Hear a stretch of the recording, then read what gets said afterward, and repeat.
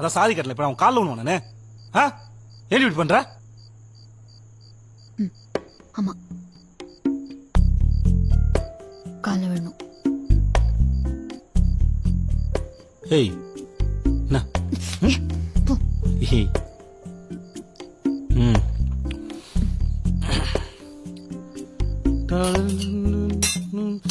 ஐயோ கால பட்டுச்சா? சாரிடி சாரி.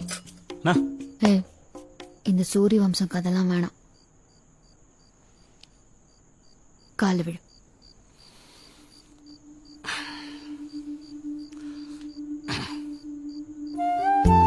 சரிடி பொண்டாட்டி சாரி புருஷனை மன்னிச்சுக்கோ.